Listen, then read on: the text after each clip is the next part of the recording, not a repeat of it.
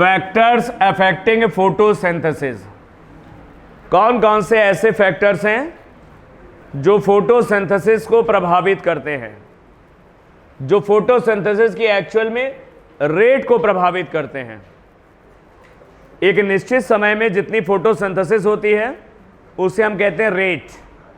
तो बहुत सारे ऐसे फैक्टर हैं जो फोटोसिंथेसिस की रेट को प्रभावित करते हैं। The rate of photosynthesis is very important in determining the yield of a plant, including crop plants। देखो क्रॉप प्लांट्स हैं, जो फसल वाले पौधे हैं क्रॉप प्लांट्स, उनमें फोटोसिंथेटिक यील्ड जो होती है यानी रेट ऑफ फोटोसिंथेसिस,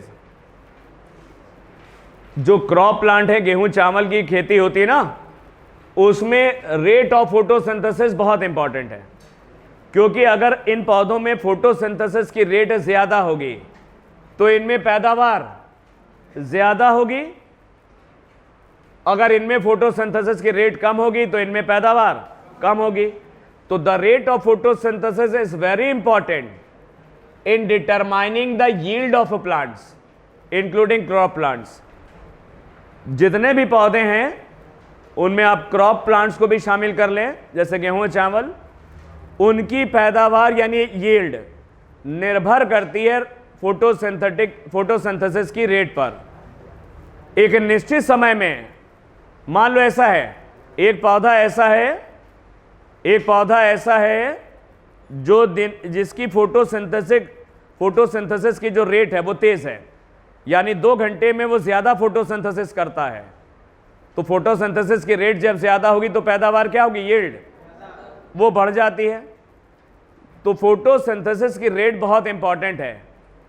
जिन पौधों में फोटोसिंथेसिस की रेट ज्यादा होगी उनमें यील्ड यानी पैदावार, प्रोडक्टिविटी बढ़ जाती है। Photosynthesis is affected by several factor. Photosynthesis बहुत सारे फैक्टर से प्रभावित होती है। एक्सटर्नल फैक्टर भी हैं और इंटरनल फैक्टर। एक्सटर्नल और इंटरनल फैक्टर फोटोसिंथेसिस की रेट को प्रभावित करते हैं। इंटरनल फैक्टर में कौन कौन से आते हैं? इंटरनल फैक्टर में number, size, age and orientation of leaves, mesophyll cells and chloroplast. पत्तियों का नंबर कितना है एक पौधे के अंदर, एक पौधे में कितनी पत्तियां हैं, उन पत्तियों का साइज कितना है, उसमें यंग कितनी है, ओल्ड कितनी है, एज उनकी कितनी है, और उन पत्तियों का ओरिएंटेशन किस तरीके से पौधे पर लगी हुई हैं। ये सारे फैक्टर इंपॉर्टेंट होते हैं। ये सब इंटरनल फैक्टर हैं जो फोटोसिंथेसिस की रेट को प्रभावित कर सकते हैं। वैसे ही मेसोफिल सेल का नंबर कितना है, मेसोफिल सेल का साइज कितना है, उनकी एज कितनी है, पुरानी है या नई सेल्स हैं, और उनकी ओरिएंटेशन, पैलिसेड ऊपर है, स्पॉन्जी नीचे है या केवल स्पॉन्जी है, मेसोफिल सेल की ओरिएंटेशन। ये वो सारे इंटरनल फैक्टर हैं जो फोटोसिंथेसिस की रेट को प्रभावित करते हैं। वैसे ही देख लो क्लोरोप्लास्ट, एक पत्ती के अंदर क्लोरोप्लास्ट कितने हैं, उन क्लोरोप्लास्ट का साइज कितना है, कैसा साइज के, छोटे हैं बड़े हैं, उनकी एज कितनी है, पुराने हैं नए हैं, और उनका ओरिएंटेशन कैसे है। लो लाइट में अलग तरीके से ओरिएंटेशन होती है, हमने दिखाया था।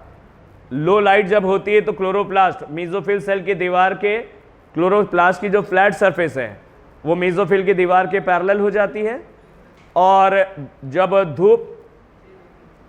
धूप तेज होती है दोपहर के समय तो क्लोरोप्लास्ट मेसोफिल सेल की दीवार के मेसोफिल सेल परपेंडिकुलर हो जाते हैं। कैसे हो जाते हैं, परपेंडिकुलर हो जाते हैं। तो ये सारे फैक्टर हैं, number, size, age and orientation of leaves, mesophyll cells और क्लोरोप्लास्ट, ये फोटोसिंथेसिस की रेट को प्रभावित कर सकते हैं। दूसरा, इंटरनल CO2 कंसंट्रेशन, पौधे के अंदर CO2 कितनी है। जैसे C4 प्लांट के अंदर CO2 ज्यादा होती है, अंदर पैदा हो जाती है, उनमें फोटो रेस्पिरेशन तो होता नहीं है और उनमें पैदावार ज्यादा होती है क्योंकि अंदर CO2 पैदा हो जाती है C4 प्लांट में। तो अंदर CO2 की कंसंट्रेशन भी एक इंपॉर्टेंट फैक्टर है जो C4 प्लांट में हमको देखने को मिलता है। तो अगर CO4 प्लांट में CO2 कंसंट्रेशन ज़्यादा मिलती है बंडल शीथ सेल के अंदर, तो वहाँ पर फोटोसिंथेसिस अच्छे से होती है। अमाउंट ऑफ क्लोरोफिल, अगर किसी पौधे के अंदर क्लोरोफिल ज़्यादा है क्लोरोप्लास्ट के अंदर, तो उसमें फोटोसिंथेसिस की रेट ज़्यादा होगी, ऑब्वियस है। ज़्यादा क्लोरोफिल होगा तो फोटोसिंथेसिस की रेट भी बढ़ जाती है। तो ये सारे फैक्टर्स कहलाते हैं इंटरनल फैक्टर्स। तो इंटरनल फैक्टर्स में नंबर, साइज, एज, ओरिएंटेशन, ये लीव्स का, मीजोफिल सेल का और क्लोरोप्लास्ट का। पौधे के अंदर कितना CO2 मौजूद है, इंटरनल CO2 कंसंट्रेशन, और क्लोरोफिल कितना है क्लोरोप्लास्ट के अंदर, अमाउंट ऑफ क्लोरोफिल। ये वो सारे इंटरनल फैक्टर है जो फोटोसिंथेसिस की रेट को प्रभावित करते हैं, असर डालते हैं। प्लांट और इंटरनल फैक्टर, इंटरनल फैक्टर्स को हम लोग प्लांट फैक्टर्स भी कहते हैं। इंटरनल फैक्टर्स को ये प्लांट फैक्टर्स, ये पौधों के फैक्टर हैं, पौधों के अंदर। Are dependent on the genetic predisposition and growth of the plant. ये जो इंटरनल फैक्टर है वो जीन्स के कारण होते हैं, इसके लिए जीन्स जिम्मेदार होते हैं। कोई पौधे के अंदर ये सारी चीज़ें जो बन रही इस तरह की, उसके इसके लिए पीछे कौन जिम्मेदार है, ये जीन्स जिम्मेदार होते हैं। तो प्लांट या internal factor are dependent on, internal factor को हम लोग प्लांट फैक्टर्स भी कहते हैं। ये जेनेटिक प्रीडिस्पोजिशन यानी जेनेटिक कॉम्बिनेशन यानी जीन्स के ऊपर निर्भर करते हैं, और पौधे की ग्रोथ पर भी निर्भर करते हैं। पौधे की ग्रोथ है, जिस मिट्टी में उग रहा है उसमें पौधा अच्छे से ग्रो कर रहा है कि नहीं कर रहा, उसको पूरी लाइट मिल रही नहीं मिल रही, तो पौधे की ग्रोथ पर भी निर्भर करते हैं। तो दो तरह के फैक्टर्स हो गए, इंटरनल और एक्सटर्नल। इंटरनल फैक्टर को हम लोग प्लांट फैक्टर्स कहते हैं, उनमें ये वाले आते हैं। ये सारे फैक्टर किस पे डिपेंडेंट हैं, ये सारे फैक्टर जीन्स के ऊपर निर्भर करते हैं या पौधे की ग्रोथ के ऊपर निर्भर करते हैं। तो ये जो पत्ती, ये सारे हैं, पत्तियों का जो नंबर है, साइज है, एज है, ओरिएंटेशन, इसके लिए जीन्स जिम्मेदार है। कौन जिम्मेदार है, इन सभी चीज़ों के लिए जीन्स जिम्मेदार होते हैं। और पौधे की ग्रोथ अगर अच्छे से हो रही है तब भी बहुत सारे फैक्टर्स जो इंटरनल फैक्टर्स वो बेहतर होते हैं। एक्सटर्नल फैक्टर में कौन कौन से आते हैं, एक्सटर्नल फैक्टर में अवेलेबिलिटी ऑफ सनलाइट, कितना धूप उपलब्ध है, लाइट की प्रेजेंस, कितना धूप मिल रही है पौधे को, CO2 की कंसंट्रेशन दूसरा फैक्टर है, तीसरा टेम्परेचर है, चौथा वाटर। ये सारे जो हैं ये एक्सटर्नल फैक्टर हैं। क्या ये जो फोटोसिंथेसिस की रेट को अफेक्ट करते हैं, प्रभावित करते हैं। इसमें अवेलेबिलिटी ऑफ सनलाइट यानी light, carbon dioxide concentration CO2, temperature and water. Oxygen never act as limiting factor, oxygen कभी भी लिमिटिंग फैक्टर नहीं होती, यानी ऑक्सीजन की वजह से फोटोसिंथेसिस कभी भी सीमित नहीं होती। ऑक्सीजन की वजह से फोटोसिंथेसिस की रेट पर कोई असर नहीं होता। फोटोसिंथेसिस की रेट सीमित नहीं होती, लिमिटिंग नहीं होती ऑक्सीजन के कारण। ऑक्सीजन ज़्यादा है वातावरण में या ऑक्सीजन कम है, एटमॉस्फेयर में ऑक्सीजन ज़्यादा है कम है, इसका असर फोटोसिंथेसिस की रेट पर नहीं पड़ता। Oxygen never act as limiting factor, photosynthesis की रेट को कभी भी लिमिट यानी सीमित नहीं कर पाती है। ब्लैकमैन का लॉ है लिमिटिंग फैक्टर का, Blackman's law of limiting factor. Blackman ने दिया था एक लॉ, लिमिटिंग फैक्टर का एक लॉ दिया था ब्लैकमैन ने। Rate of photosynthesis depends on many factor. इस लॉ के अनुसार फोटोसिंथेसिस की रेट जो होती है वो बहुत सारे फैक्टर पे डिपेंड करती है। और ये लॉ क्या कहता है, if a chemical process, chemical process का मतलब जैसे फोटोसिंथेसिस, फोटोसिंथेसिस एक फिजिको केमिकल प्रोसेस है। कह रहा if a chemical process is affected by many factors, अगर कोई एक केमिकल प्रोसेस है जो बहुत सारे फैक्टर से प्रभावित होती है, जैसे फोटोसिंथेसिस एक केमिकल प्रोसेस है, फिजिकल भी है केमिकल भी, और फोटोसिंथेसिस बहुत सारे फैक्टर से प्रभावित होती है, ये सारे factor, then its rate will be determined. तब फोटोसिंथेसिस की रेट को कौन डिटरमाइन करेगा, कौन बताएगा, by the factor which is nearest to its minimal value. Photosynthesis की रेट को वो फैक्टर तय करेगा जो सबसे कम मात्रा में मौजूद है। मिनिमल वैल्यू है जो अपनी सबसे कम मात्रा में मौजूद है। वही फोटोसिंथेसिस की रेट को निर्धारित करता है। फोटोसिंथेसिस की जो रेट है वो बहुत सारे फैक्टर्स पे डिपेंड करती है, लेकिन फोटोसिंथेसिस की रेट उस फैक्टर से डिटरमाइन होती है जो सबसे कम मात्रा में उपलब्ध है। यानी कम मात्रा का मतलब वो सबसे कम मात्रा में है या सब ऑप्टिमम लेवल पे है, जितना चाहिए उससे कम मात्रा में वो फैक्टर मौजूद है। तो फोटोसिंथेसिस की रेट उसी फैक्टर से निर्धारित होगी। फिर से देखो, अभी ऐसे समझ में आएगा, क्लियर अभी आएगा। ब्लैकमैन ने कौन सा लॉ दिया? Law of limiting factor. यह कहता है कि फोटोसिंथेसिस की रेट बहुत सारे फैक्टर से निर्धारित होती है, लेकिन फोटोसिंथेसिस की रेट वो फैक्टर निर्धारित करता है जो ऑप्टिमम से कम मात्रा में उपलब्ध है।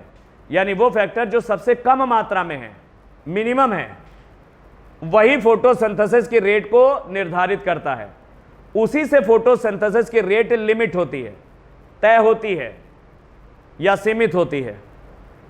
जैसे एक समझो एग्जांपल, इन क्लाउडी डेज, क्लाउडी डेज है, बारिश का मौसम है, क्लाउडी डेज है यानी बादल छाए हुए हैं, बादल छाए हैं लेकिन कार्बन डाइऑक्साइड वातावरण में ढेर सारी है, प्लेंटी है। बादल छा गए हैं और कार्बन डाइऑक्साइड की मात्रा एटमॉस्फेयर में अच्छी खासी है। तो फोटोसिंथेसिस की रेट किस पर डिपेंड करेगी? लाइट पर डिपेंड करेगी, क्योंकि बादल के आ जाने से लाइट कम हो गई है, लाइट लिमिटिंग हो गई है, कम हो गई है। तो फोटोसिंथेसिस की रेट लाइट पर डिपेंड करेगी। Then the rate of photosynthesis depends on light, that is light becomes limiting. Light कैसी हो जाएगी? लाइट लिमिटिंग हो जाती है।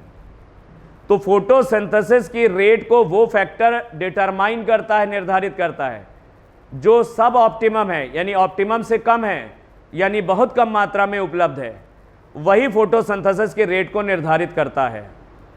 जैसे क्लाउडी डेज हैं और वातावरण के अंदर कार्बन डाइऑक्साइड अच्छी खासी मौजूद है, तो क्लाउडी डेज होने की वजह से क्या ऊपर से लाइट नीचे पूरी आ पाएगी?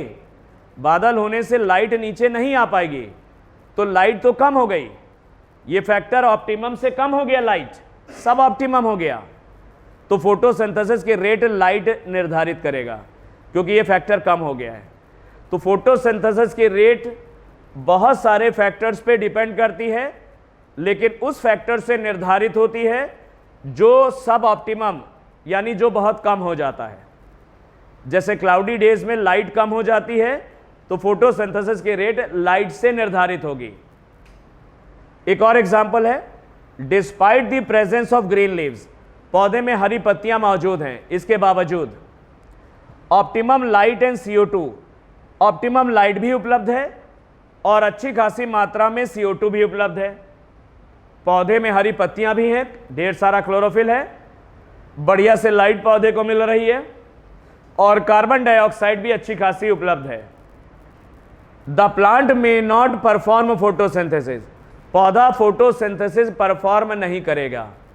If temperature is very low, अगर टेम्परेचर बहुत कम हो जाता है, यानी यहां पे टेम्परेचर लिमिटिंग हो गया, टेम्परेचर कम हो गया, तो फोटोसिंथेसिस की रेट ना ग्रीन लीव्स पे डिपेंड करेगी, ना ऑप्टिमम लाइट पे डिपेंड करेगी, ना ऑप्टिमम CO2 पे डिपेंड करेगी। ये सारे फैक्टर अच्छे से उपलब्ध थे, लेकिन एकदम से टेम्परेचर कम हो गया, जाड़ा पड़ने लग गया, तो फोटोसिंथेसिस की रेट वो फैक्टर निर्धारित करता है जो कम हो जाता है, जो ऑप्टिमम से कम हो गया, यानी टेम्परेचर बहुत कम हो गया ऑप्टिमम से, तो फोटोसिंथेसिस की रेट को कौन डिसाइड करेगा, कौन डिटरमाइन करेगा?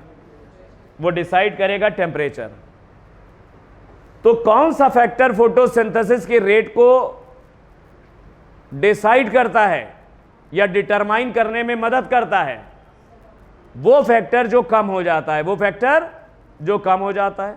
वातावरण में ढेर सारी CO2 थे, एकदम से बादल आ गए, लाइट एकदम से कम हो गई, तो फोटोसिंथेसिस की रेट कार्बन डाइऑक्साइड से नहीं चलेगी, लाइट से चलेगी, क्योंकि ये कम हो गया, क्योंकि ये कम हो गया। हरी पत्तियां भी थी, ढेर सारा अच्छी खासी लाइट भी पौधे को मिल रही है और अच्छी खासी कार्बन डाइऑक्साइड भी उपलब्ध है, लेकिन एकदम से टेम्परेचर कम हो गया, जाड़ा आ गया, तो फोटोसिंथेसिस की रेट टेम्परेचर से डिसाइड होगी, क्योंकि टेम्परेचर कम हो गया है।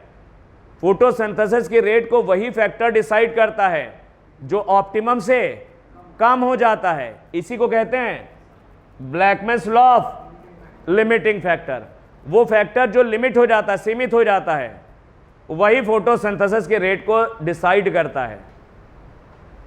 कर ले जाओगे? सबसे पहले लाइट दे रखा है, अब सारे फैक्टर के बारे में दे रखा है, एक्सटर्नल फैक्टर। लाइट में 3 चीजें देखना पड़ेंगी, intensity of light, quality of light और ड्यूरेशन ऑफ लाइट। लाइट में 3 चीजें देखनी है, इंटेंसिटी ऑफ लाइट, धूप की तेजी, क्वालिटी ऑफ लाइट, लाइट की क्वालिटी उसकी वेवलेंथ से होती है, क्या होती है? वेवलेंथ, और ड्यूरेशन ऑफ लाइट, धूप निकलने का समय, duration of light, duration of light. सबसे पहले देखते हैं इंटेंसिटी यानी धूप की तेजी।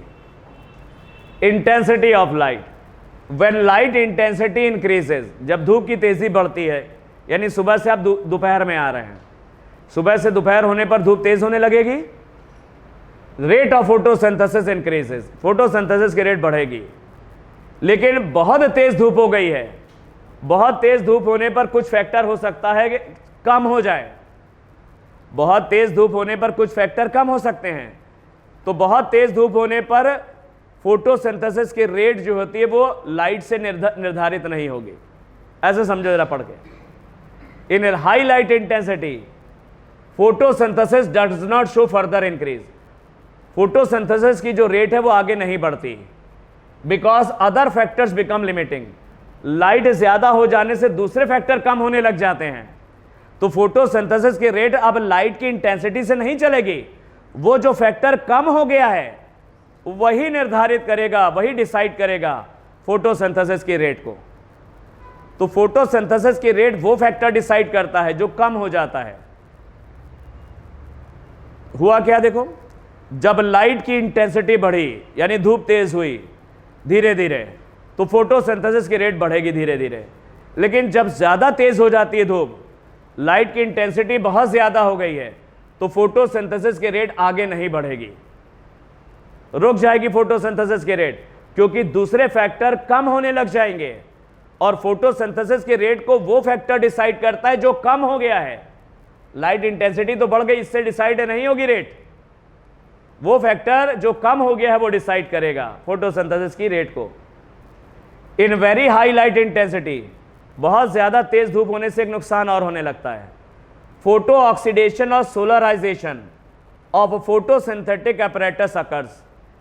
जो पिगमेंट सिस्टम है ये खराब होने लगते हैं, खास करके जो क्लोरोफिल के मॉलिक्यूल्स हैं सब खराब होने लगते हैं। तो बहुत तेज धूप होने पर जो पिगमेंट सिस्टम है, इसके अंदर जो पिगमेंट होते हैं वो खराब होने लगते हैं, इसे कहते हैं फोटो ऑक्सीडेशन या सोलराइजेशन। जो किनारे पर कैरोटिनाइड होते हैं पिगमेंट सिस्टम में, वो अंदर वालों को बचा लेते हैं ज्यादा तेज धूप से, फोटो ऑक्सीडेशन से बचाते हैं।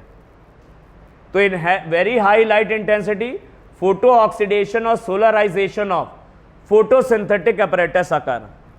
फोटोसिंथेटिक apparatus मतलब पिगमेंट सिस्टम वगैरह, बहुत तेज धूप होने पर ये लाइट से ऑक्सीडाइज होने लगते हैं, इनका ऑक्सीडेशन होने लगता है तेज धूप में। पिगमेंट सिस्टम के अंदर जो पिगमेंट्स होते हैं, खास करके क्लोरोफिल्स वगैरह, वो ऑक्सीडाइज होने लग जाते हैं। ऑक्सीडेशन, फोटो ऑक्सीडेशन को सोलराइजेशन भी कहते हैं।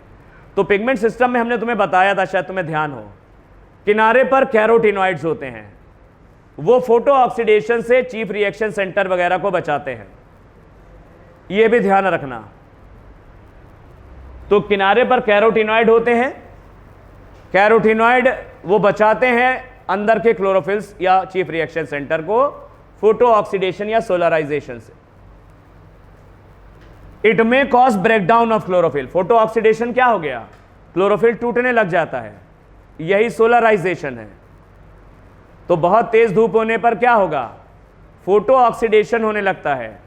फोटो ऑक्सीडेशन को सोलराइजेशन भी कहते हैं, यानी क्लोरोफिल खराब होने लग जाएगा, और जब क्लोरोफिल खराब होगा तेज धूप में, तो फोटोसिंथेसिस की रेट कम हो जाएगी। तो बहुत तेज धूप होने पर फोटोसिंथेसिस की रेट कम हो जाती है, क्योंकि दूसरे फैक्टर लिमिटिंग होने लगेंगे, दूसरे फैक्टर कम होने लगेंगे, और कम वाला ही फैक्टर तय करेगा फोटोसिंथेसिस की रेट कैसी होगी। कैरोटीनॉइड्स हमने बताया किनारे पर होते ना, carotenoids prevent from photo oxidation या सोलराइजेशन। पिगमेंट सिस्टम पे ये कैरोटीनॉइड्स किनारे पर होते हैं, जो चीफ रिएक्शन सेंटर जो कि क्लोरोफिल ए का मॉलिक्यूल है, उसको ये बचाते हैं फोटो ऑक्सीडेशन या सोलराइजेशन, यानी बहुत तेज धूप से बचाते हैं। बहुत तेज धूप में क्लोरोफिल फोटो ऑक्सीडाइज होने लगते हैं, इसे सोलराइजेशन कहते हैं। Light saturation occurs at 10% of the total sunlight. केवल हमने कहा टोटल सनलाइट, ऊपर से जितनी भी लाइट आ रही है उसमें लेस देन 50% पार है, और उस पार का केवल 2 से 10% ही पौधे यूज करते हैं। उस पार का कितना यूज करते हैं? केवल 2 से 10%। 10% लाइट पौधों को अगर मिल जाए दिन भर में, उतना ही पौधे के लिए काम हो जाता है, सैचुरेट हो जाते हैं पौधे। तो इसका मतलब पौधों को बहुत ज़्यादा धूप की आवश्यकता नहीं है, केवल दिन भर में कितनी लाइट मिल जाए, केवल 10% लाइट में ही वो सैचुरेट हो जाते हैं, यानी 10% लाइट मैक्सिमम उनको चाहिए। तो hence light is limiting only, light तभी लिमिटिंग होगा जब प्लांट्स जो है वो शेड में उग रहे हैं या घने जंगलों में उग रहे हैं। ऐसे पौधे जो छाया में उग रहे हैं या घने जंगलों में उग रहे हैं, उनके लिए ही लाइट लिमिटिंग हो सकता है, क्योंकि उनको 10% भी लाइट नहीं मिलती। पौधों को बहुत कम लाइट चाहिए, केवल 10% लाइट में ही वो सैचुरेट हो जाते हैं, इससे ज़्यादा की ज़रूरत ही नहीं पड़ती उनको। तो लाइट कभी भी लिमिटिंग फैक्टर पौधों के लिए नहीं होता, लेकिन उन पौधों के लिए हो सकता है जो छाया में उगाते हैं, जिनको 10% से कम लाइट मिल रही है, और वो जो घने जंगल में नीचे पौधे हैं, घने जंगल में ऊपर से नीचे तक लाइट नहीं आ पा रही है, तो नीचे जो ज़मीन के पास पौधे हैं घने जंगलों में, उनको 10% से भी कम लाइट मिल रही है, उनके लिए लाइट लिमिटिंग हो सकती है। बाकी पौधों के लिए लाइट लिमिटिंग नहीं होती, क्योंकि 10% लाइट पर ही वो सैचुरेट हो जाते हैं, ये ध्यान रखना। और ये 2 से 10% पार का है, किसका है? पार का ही होता है। और ऊपर से जितनी लाइट आ रही है उसमें लेस देन 50% पार है, और उस पार का केवल 2 से 10%, मैक्सिमम 10% वो सैचुरेट कर देता है पौधे को। तो पौधों के लिए लाइट ज़्यादा लिमिटिंग नहीं हो सकती, केवल शेड में उगने वाले पौधों के लिए या घने जंगल में पौधे जिनको लाइट बहुत कम मिल रही है, उनके लिए ही लाइट लिमिटिंग हो सकती है। ये तो था इंटेंसिटी ऑफ लाइट, धूप की तेजी की बात कर रहे थे। अब आते हैं क्वालिटी ऑफ लाइट, लाइट की क्वालिटी। क्वालिटी लाइट की वेवलेंथ से रिलेटेड है। लाइट की क्वालिटी वेवलेंथ है। एक लाइट के अंदर जो विजिबल लाइट होती है, जिसको हम लोग देख पाते हैं, उसके अंदर तो विबग्योर है। उसके अंदर क्या है? उसके अंदर विबग्योर है। पौधे जो लाइट को एब्जॉर्ब करते हैं वो 400 नैनोमीटर से 700 नैनोमीटर वाली लाइट होती है। इसको कहते हैं फोटोसिंथेटिकली एक्टिव रेडिएशन, पार कहते हैं। ऊपर से जितनी भी लाइट आ रही है 400 से 700 वाली कितनी है? पार वाली कितनी है? Less than 50%, less than 50। इस पार का केवल 10% ही पौधे 10% में ही सैचुरेट हो जाते हैं मैक्सिमम। लाइट की क्वालिटी उसकी वेवलेंथ से रिलेटेड है। मैक्सिमम फोटोसिंथेसिस तो हम जानते हो ब्लू और रेड वेवलेंथ में होती है, रेड और ब्लू कह लो। मैक्सिमम फोटोसिंथेसिस कौन सी वेवलेंथ में होती है? ब्लू और रेड रीजन में होती है, या कह लो रेड और ब्लू रीजन। क्योंकि एंगलमैन का जो एक्सपेरिमेंट था, एरोबिक बैक्टीरिया सबसे ज्यादा कहां जमा हो रहे थे? ब्लू और रेड वाले रीजन में। तो मैक्सिमम से फोटोसिंथेसिस ब्लू और रेड रीजन में होती है। तो फोटोसिंथेसिस का action spectrum red and blue कह लो या ब्लू और रेड रीजन होता है। मिनिमम फोटोसिंथेसिस ग्रीन लाइट में होती है। अरे ग्रीन लाइट रिफ्लेक्ट हो जाती है, पत्ती भी तो ग्रीन है ना, ग्रीन पत्ती ग्रीन लाइट को रिफ्लेक्ट कर देगी। तो मिनिमम फोटोसिंथेसिस किस में होती है? Green light. अरे हरी पत्ती क्या करेगी? ग्रीन लाइट को रिफ्लेक्ट करेगी, जब हमारी आंख पे पड़ेगी तो वो पत्ती हमको ग्रीन दिखाई पड़ेगी। ये हरी पत्ती हमको हरी क्यों दिखाई पड़ती है? क्योंकि वो ग्रीन लाइट को रिफ्लेक्ट कर देती है, इसीलिए वो हमको ग्रीन दिखाई पड़ती है। तो ग्रीन लाइट एब्जॉर्ब नहीं होती है, हरी पत्ती ग्रीन लाइट को वापस भेज देती है, रिफ्लेक्ट कर देती है। तो मिनिमम फोटोसिंथेसिस ग्रीन लाइट में होती है। कैरोटीनॉइड एब्जॉर्ब करते हैं, तुम इसका ग्राफ देखना, कैरोटीनॉइड में कैरोटीन और ज़ैंथोफिल आते हैं, ये लाइट एब्जॉर्ब करते हैं वायलेट और ब्लू रीजन की, उसके बाद ये एब्जॉर्ब ही नहीं करते हैं। ग्राफ में तुम देखना, कैरोटीनॉइड जो हैं वो केवल वायलेट और ब्लू वाली लाइट को एब्जॉर्ब करते हैं, आगे ग्रीन से लेकर के रेड वाली लाइट को ये एब्जॉर्ब नहीं करते। वो ग्राफ में भी दिख रहा है, तुम जाके देखना, कैरोटीनॉइड का एब्जॉर्प्शन स्पेक्ट्रम देखना, ग्राफ है, पहले हमने लेक्चर में बताया। तो कैरोटीनॉइड कौन सी लाइट एब्जॉर्ब करते हैं? वायलेट और ब्लू वाली लाइट एब्जॉर्ब करते हैं। अब आता है ड्यूरेशन, लाइट में तीसरी चीज, लाइट की rate of photosynthesis duration of light पे इंडिपेंडेंट होती है, ये ध्यान रखना। ड्यूरेशन ऑफ लाइट का फोटोसिंथेसिस के रेट पर कोई असर नहीं होता। अरे भैया, एक पौधे को तुमने 6 घंटे लाइट दिया और दूसरे पौधे को 8 घंटे लाइट दिया, रेट कैसे निकालोगे? जिसको 6 घंटे लाइट दिया उसमें टोटल जो फोटोसिंथेसिस हुई उसको 6 से भाग करोगे, और जिसको 8 घंटे की लाइट दिया उसकी टोटल फोटोसिंथेसिस की रेट को, फोटोसिंथेसिस को 8 घंटे से भाग करना पड़ेगा, तो सेम आएगा रिजल्ट। तो 1 घंटे में आ जाएगा। अरे एक पौधे को 6 घंटे की धूप दिया, 6 घंटे में उसने इतनी फोटोसिंथेसिस की, और 1 घंटे को, तो एक पौधे को तुमने 8 घंटे की लाइट दी, 8 घंटे में इतनी फोटोसिंथेसिस की। पर आवर दोनों में निकालो तो बराबर आती है। क्या आती है? बराबर आएगी। रेट तो पर आवर हो गई ना, फोटोसिंथेसिस के रेट निकालने के लिए पर आवर दोनों में निकालो। पर आवर निकालने के लिए 6 घंटे की जिसको लाइट दिया था उसकी फोटोसिंथेसिस को 6 से डिवाइड करना पड़ेगा, और 8 घंटे जिसको लाइट दिया था उसकी फोटोसिंथेसिस को, टोटल फोटोसिंथेसिस को 8 से डिवाइड करना पड़ेगा, रेट आ जाएगी। तो रेट दोनों में सेम आती है। रेट तो हम लोग पर आवर भी निकालते हैं। एक पौधे को 6 घंटे धूप में रखा, एक पौधे को 8 घंटे धूप में रखा, तो फोटोसिंथेसिस 8 घंटे वाले में तो ज्यादा होगी, पक्का है। 6 घंटे वाले में फोटोसिंथेसिस कम होगी। लेकिन जब रेट निकालेंगे प्रति घंटा, पर आवर दोनों में सेम निकलती है, पर आवर दोनों में सेम निकलेगी। तो rate of photosynthesis is independent on duration of light, ये ध्यान रखना। कॉम्पनसेशन पॉइंट क्या होता है? सुबह और शाम के समय फोटोसिंथेसिस और रेस्पिरेशन की रेट बराबर हो जाती है।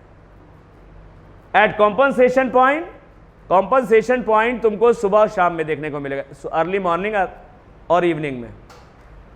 Rate of photosynthesis equals the rate of respiration. जब फोटोसिंथेसिस की रेट रेस्पिरेशन के बराबर हो जाए, फोटोसिंथेसिस में पौधे जितनी ऑक्सीजन छोड़े उतनी ऑक्सीजन पौधा रेस्पिरेशन में इस्तेमाल कर ले। जितनी ऑक्सीजन फोटोसिंथेसिस में निकल रही है उतनी ऑक्सीजन पौधा ले रहा है रेस्पिरेशन में। तो ये कंपनसेशन पॉइंट है। ऐसा कब देखने को मिलता है? During morning and evening. इसको कहते हैं डॉन एंड डस्क। मॉर्निंग और इवनिंग में जब धूप हल्की होती है उस समय फोटोसिंथेसिस की रेट और रेस्पिरेशन की रेट दोनों बराबर हो जाती हैं। इसे कॉम्पनसेशन पॉइंट कहते हैं। ये तो लाइट हो गया। लाइट में तुमने 3 चीजें जानी, इंटेंसिटी ऑफ लाइट धूप की तेजी, क्वालिटी ऑफ लाइट यानी वेवलेंथ, और ड्यूरेशन ऑफ लाइट यानी धूप का समय। इंटेंसिटी बढ़ाने से फोटोसिंथेसिस की रेट बढ़ेगी, यानी धूप में तेजी होने से। धूप में सुबह से दोपहर हो रही है तो धूप तेज होती जा रही है, इंटेंसिटी बढ़ने पर रेट बढ़ेगी। लेकिन बहुत ज़्यादा इंटेंसिटी होने पर फोटोसिंथेसिस की रेट घट जाती है, क्योंकि फोटो ऑक्सीडेशन होने लगता है फोटोसिंथेटिक apparatus का। क्लोरोफिल वगैरह ऑक्सीडाइज होने लगता है, इसे सोलराइजेशन भी कहते हैं। और साथ ही साथ जब बहुत ज़्यादा तेज़ धूप हो जाएगी तो दूसरे फैक्टर कम हो जाते हैं, दूसरे फैक्टर लिमिटिंग होने लगते हैं। फोटोसिंथेसिस के रेट ज़्यादा वाले फैक्टर से नहीं चलती है, उस फैक्टर से निर्धारित होती है जो कम हो गया, जो लिमिटिंग है। तो धूप की इंटेंसिटी बढ़ने से लाइट की इंटेंसिटी, बहुत दूसरे फैक्टर जो कम हो जा रहे हैं वही फोटोसिंथेसिस की रेट को डिटरमाइन करेंगे, डिसाइड करते हैं। फिर हमने क्वालिटी ऑफ लाइट वेवलेंथ है। कौन सी वेवलेंथ में सबसे ज़्यादा फोटोसिंथेसिस है? रेड और ब्लू में सबसे ज़्यादा फोटोसिंथेसिस और ग्रीन में सबसे कम है। कैरोटीनॉइड वायलेट और ब्लू लाइट एब्जॉर्ब करते हैं, ये अलग से पढ़ लेना। देखो ड्यूरेशन बढ़ाने से फोटोसिंथेसिस तो बढ़ेगी, लेकिन फोटोसिंथेसिस के रेट पे कोई असर नहीं होगा, ये ध्यान रखना। कॉम्पनसेशन पॉइंट जब वो होता है जब फोटोसिंथेसिस के रेट रेस्पिरेशन की रेट के बराबर हो जाती है। ये बहुत इंपॉर्टेंट है। कार्बन डाइऑक्साइड बहुत बहुत इंपॉर्टेंट है, इसको जरा कायदे से पढ़ना। दूसरा फैक्टर जो फोटोसिंथेसिस की रेट को निर्धारित करता है वो कार्बन डाइऑक्साइड, ये external factor. Carbon dioxide is a major limiting factor for photosynthesis in C3 plant. C3 पौधों में फोटोसिंथेसिस की रेट को तय करती है कार्बन डाइऑक्साइड। ये मेन लिमिटिंग फैक्टर है जो फोटोसिंथेसिस की रेट को तय करती है। कौन से पौधों में? C3 पौधों में। C3 पौधों में कार्बन डाइऑक्साइड बहुत इंपॉर्टेंट है, ये फोटोसिंथेसिस की रेट को तय करती है। और वातावरण में इस समय जितनी भी CO2 उपलब्ध है वो C3 प्लांट के लिए हमेशा कम है। वातावरण में CO2 इस समय 300 से 400 ppm, ये लगभग 360 ppm के आसपास। और ये जो C3 प्लांट होते हैं, C3 प्लांट जो होते हैं ये सैचुरेट होते हैं, ये सैचुरेट होते हैं लगभग 450 ppm CO2 पर। एनवायरनमेंट में कितनी CO2 है इस समय एटमॉस्फेयर में? 360 ppm कह लो या 360 ml पर लीटर, ये दूसरी भी मतलब 2 यूनिट्स हैं। इस समय एनवायरनमेंट में कितनी CO2 है? एनवायरनमेंट में जो CO2 है 300 से 400 ppm के बीच में होती है। मान लो 360 ppm है, 360 ppm को तुम इस तरीके से भी लिख सकते हो। लेकिन C3 प्लांट जो है वो सैचुरेट कितने पे होते हैं? इनको कितनी CO2 चाहिए? 450 ppm तक पे ये सैचुरेट होते हैं। यानी वातावरण के अंदर जो CO2 है वो हमेशा लिमिटिंग है, यानी कम है C3 प्लांट्स के लिए। C3 प्लांट्स के लिए जो CO2 है एनवायरनमेंट में वो हमेशा कम है। C3 प्लांट कितने पे सैचुरेट होते हैं? 450 पे सैचुरेट होते हैं, इतनी CO2 पे सैचुरेट होते हैं। और एनवायरनमेंट में कितनी CO2 है? एटमॉस्फेयर में, एटमॉस्फेयर में केवल 360 है। तो एटमॉस्फेयर में CO2 कम है C3 प्लांट के लिए। तो CO2 बढ़ाने से कौन से पौधों को फायदा होगा? C3 plant. और कब तक फायदा होगा? 450 तक। कब तक है? 450 तक बढ़ा देंगे। Concentration of CO2 is very low in atmosphere.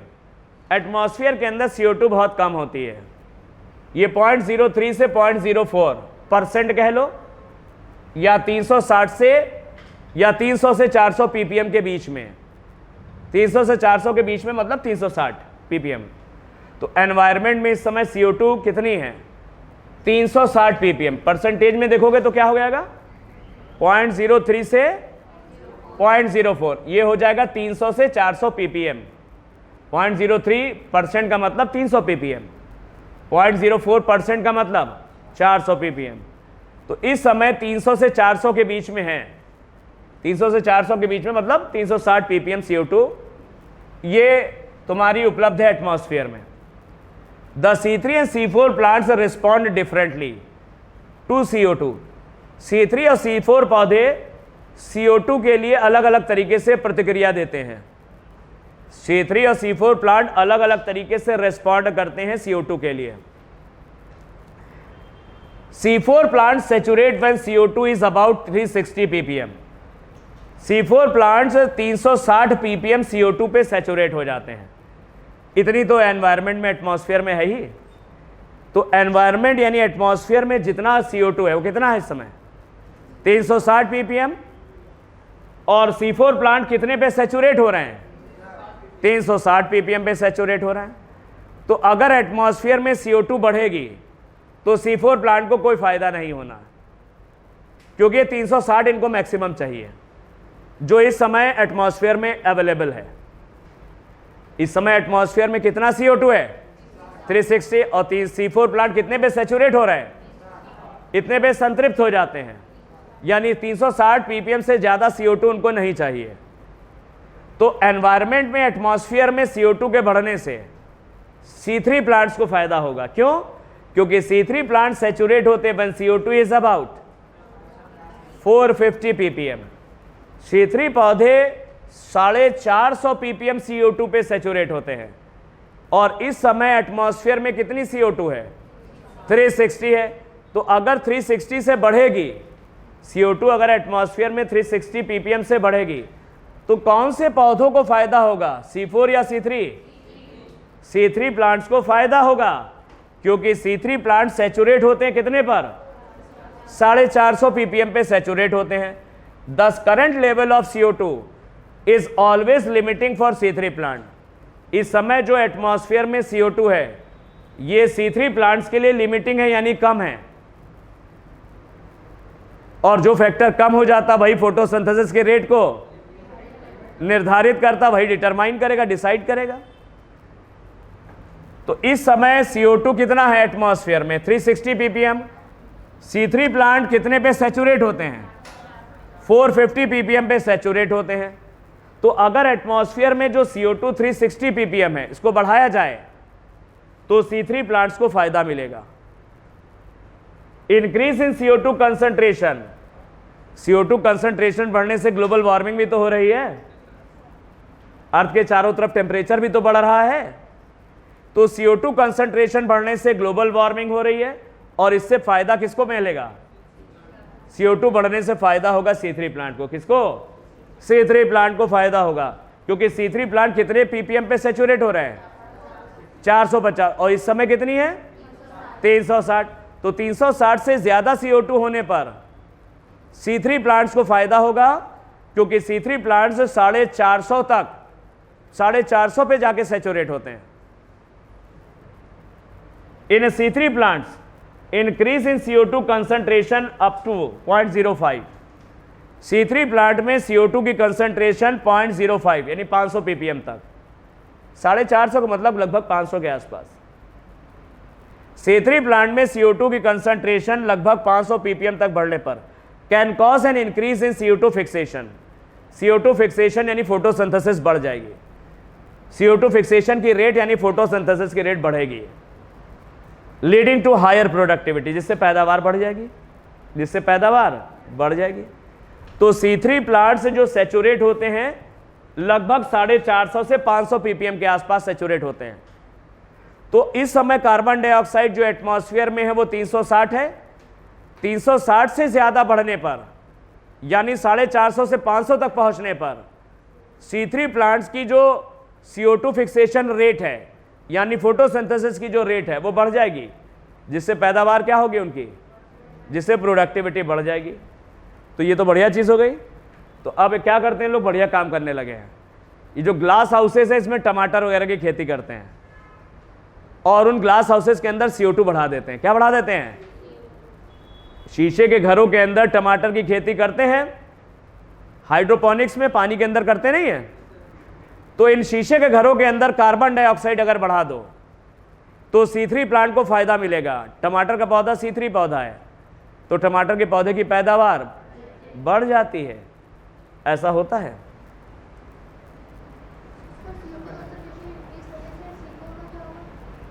CO2 concentration इस समय जो 360 है एटमॉस्फेयर में, और C4 प्लांट्स कितने पे सैचुरेट हो रहे हैं? 360। तो बढ़ने से क्या फायदा होगा? 360 पे तो सैचुरेट हो गए। 360 ppm CO2 से ज्यादा उनको CO2 चाहिए नहीं। ज्यादा CO2 होने पर एक नुकसान होने लगेगा, उनके स्टोमेटा पार्शियली क्लोज होने लगेंगे। ये समझना? तो C4 प्लांट में 360 से ज्यादा CO2 नहीं चाहिए। एटमॉस्फेयर में 360 ही है, तो एटमॉस्फेयर की 360 से ज्यादा होने पर C4 प्लांट का कोई फायदा नहीं होगा। टेम्परेचर दूसरा फैक्टर है। हाँ, अगर C3 पौधों, एक काम, एक क्वेश्चन आता है इसमें, एक क्वेश्चन आता है कि एक कमरे के अंदर, ग्लास हाउस के अंदर C3 और C4 दोनों पौधे लगा रखे हैं, और उस ग्लास हाउस के अंदर कार्बन डाइऑक्साइड बढ़ा दी गई, 360 से ज्यादा कर दी, तो कौन से पौधों को बेनिफिट होगा? C3 plants will be benefited. C3 plants को फ़ायदा मिलेगा। जैसे टमाटर है, बेल पेपर है, शिमला मिर्च है। तो टमाटर शिमला मिर्च के पौधे अक्सर ग्लास हाउसेस में लगाए जाते हैं, उनकी खेती होती है ग्लास हाउसेस के अंदर। और उन ग्लास हाउसेस में कौन सी गैस बढ़ा दी जाती है? कार्बन डाइऑक्साइड बढ़ा दी जाती है। कार्बन डाइऑक्साइड बढ़ने से 360 से ज़्यादा होने से जो टमाटर और बेल पेपर के पौधे हैं, शिमला मिर्च के पौधे, इनकी प्रोडक्टिविटी बढ़ जाएगी, क्योंकि C3 प्लांट सेचुरेट होते हैं 450 से 500 ppm CO2 पे। तो 360 से ज़्यादा CO2 होने पर C3 प्लांट्स को फ़ायदा मिलेगा। टेम्परेचर पे आ जाओ। डार्क रिएक्शन एंजाइमेटिक और टेम्परेचर डिपेंडेंट रिएक्शन होती है। डार्क रिएक्शन एंजाइम से चलती है और एंजाइम टेम्परेचर सेंसिटिव होते हैं। अरे डार्क रिएक्शन एंजाइम की मदद से चलती है और एंजाइम टेम्परेचर सेंसिटिव होते हैं। C4 plants are tropical plants. C4 plants जो होते हैं वो ट्रॉपिकल प्लांट्स होते हैं, गर्म जगह के पौधे हैं। They are found in hot, ये गर्म जगह पे पाया था, हॉट और एरिड, गर्म और सूखी जगह पे पाए जाते हैं। ये गर्म और हॉट एंड एरिड सूखी जगह के पौधे हैं। तो C4 प्लांट ट्रॉपिकल प्लांट्स हैं, ये गर्म जगह पे पाए जाते हैं। इनके लिए ऑप्टिमम टेम्परेचर ज़्यादा होता है, 30 से 40 डिग्री के आसपास समझ लो। C4 plant show higher rate of photosynthesis at a higher temperature. Temperature के बढ़ने से C4 प्लांट को फायदा मिलेगा और इनमें फोटोसिंथेसिस की रेट बढ़ जाती है, क्योंकि C4 प्लांट के लिए जो ऑप्टिमम टेम्परेचर है वो 30 से 40 डिग्री सेंटीग्रेड है, जबकि C3 प्लांट्स के लिए वो 20 से 30 डिग्री सेंटीग्रेड है। तो टेम्परेचर बढ़ने से कौन से पौधों को फायदा मिलेगा? C4 प्लांट को फायदा मिलेगा, क्योंकि ये 30 से 40 पे जाके सैचुरेट होते हैं। C4 plant show higher rate of photosynthesis as higher temperature. Higher temperature पर C4 प्लांट में फोटोसिंथेसिस की रेट बढ़ जाती है, क्योंकि C4 प्लांट्स ट्रॉपिकल प्लांट्स हैं। इनके लिए जो ऑप्टिमम टेम्परेचर है वो ज्यादा है। Tropical plants have a higher temperature than the plants adapted to temperate climates. Tropical plants जो होते हैं उनके लिए ऑप्टिमम टेम्परेचर ज्यादा होता है। C4 प्लांट्स ट्रॉपिकल प्लांट्स है, गर्म जगह के पौधे हैं, हॉट और ड्राई क्लाइमेट्स में पाए जाते हैं। C4 प्लांट के लिए ऑप्टिमम टेम्परेचर कितना है? 30 से 40। और C3 प्लांट को हम लोग कहते हैं टेम्परेट प्लांट्स। क्या कहते हैं?